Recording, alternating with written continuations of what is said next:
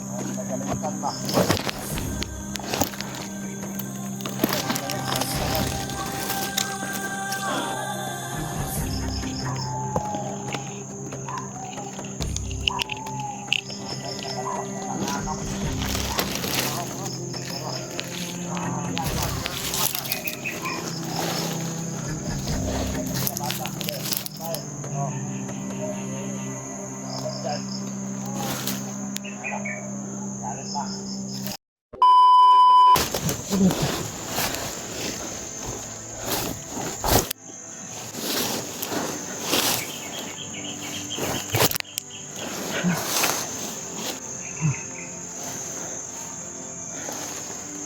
Dahil napakarami nang humabol sa amin mga tol.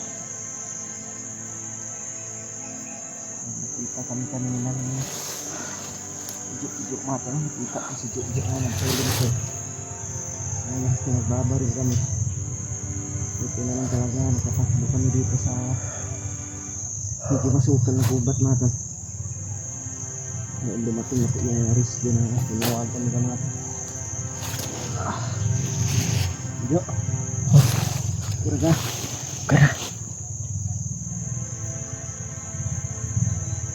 Ay mga tol, hindi pa rin nakarating sila. Hindi na po sila dolyo dito mga tol. Sana po ay ang nangyari na sa Marines kanila mga tol at nakarating sila dito ng ligtas. Nandito pa rin kami malapit sa kampo ni Julius mga tol. Patuloy pa rin kami sa pagmasibitan ni Juk hanggang sa makarating yung mga kasama namin dito. Dahil yun yung sabi nila sa amin ni Brad Rimat mga tol. Sundan lang namin palagi si Julius.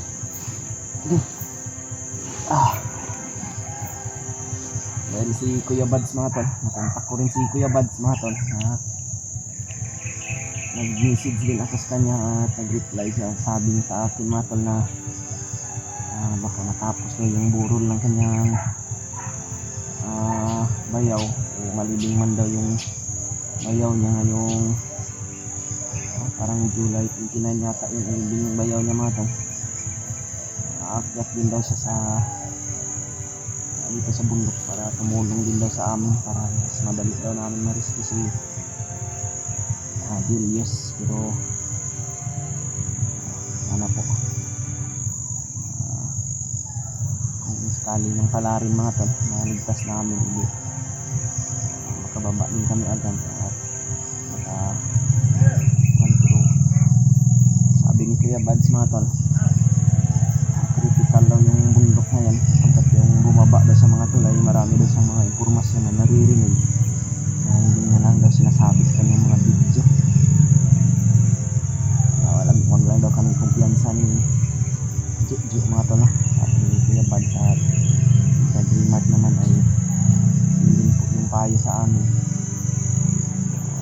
Sa ngayon mga tol hindi ko na sinubukang lapitan o intintrohin si Julius mga tol sapagkat mga dami lang.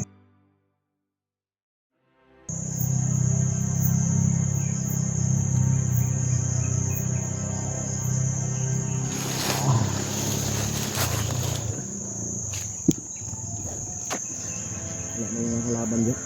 Andyan pa yata sila. Andyan pa yata. Lumapa ka lang naman dyan.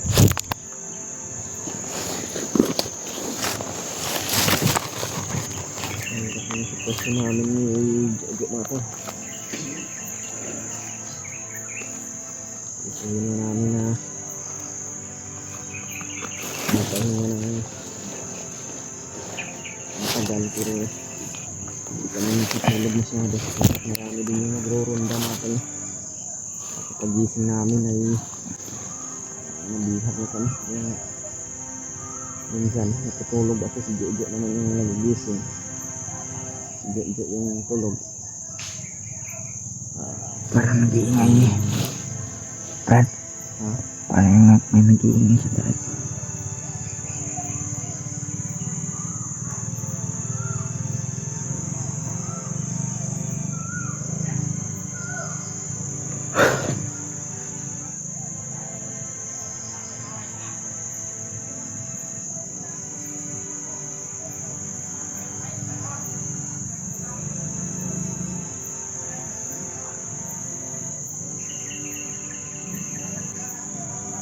Gawin na kalaban namin ito.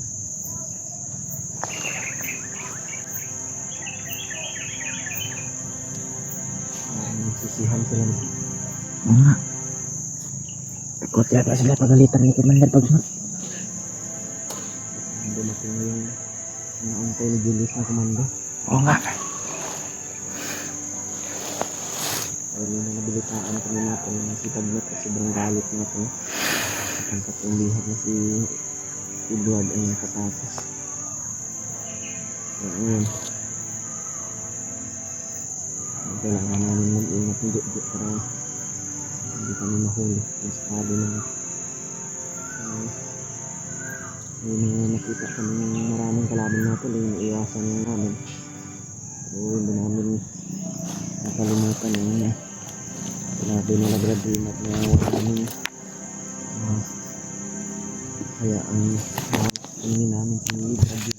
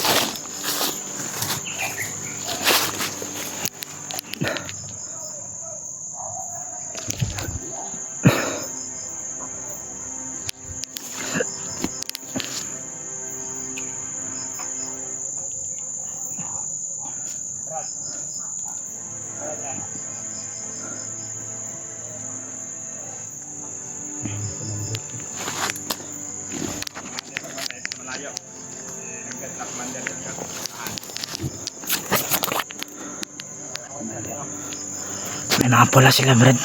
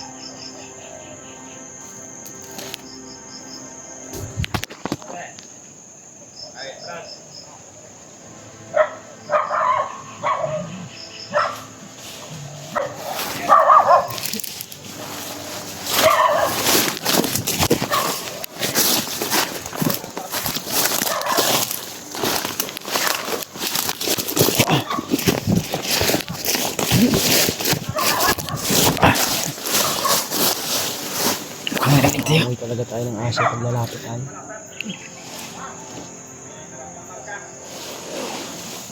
Ako dyan.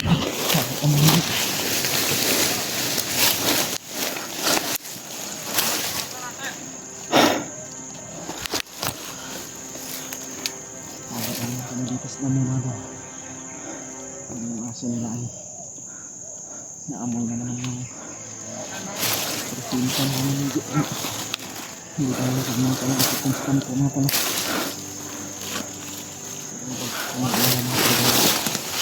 Dito kami nabalik dito ni Jojo.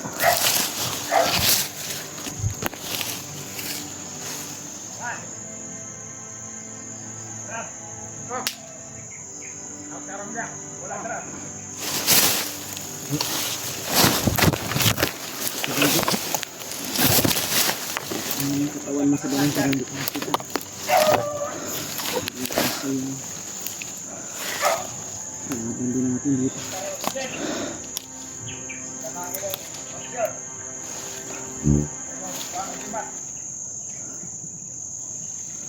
Pero yung mga commander na natin yung naghahanap ko dito banda nito.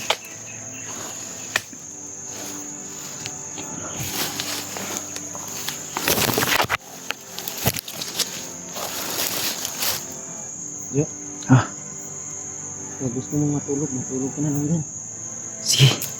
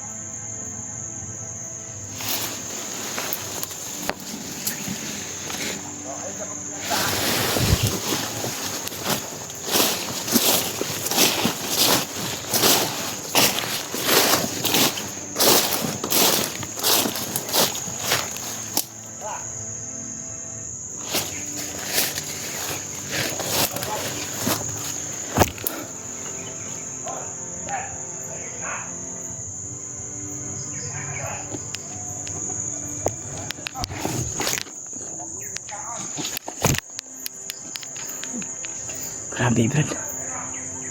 Ang dami ng kalaban lang. Namoy tayo ng aso, Brad. Hindi tayo makalapit pero hindi lang tayo lalalik dito sapagkat alam naman natin na kung aalisin si Jojo ay si Julius dito yung damdaradaan na Oo nga. gubat nito. Parang hindi sila nagkakaintindihan doon sa kampo matulog. May mga naririnig kami na parang may pinapagalitan. Brad. Dahil sa katanganan yata, Brad. Dito si Commander Bagnat sa kampo nila, Brad. Pinagalitan na si Julius ba sa mga nangyari ba. Hindi kayo ginamot na ni Commander Bagnat ngayon si Julius. Hindi na nakapasok si Lolo Ambo sa kanyang isipan ba.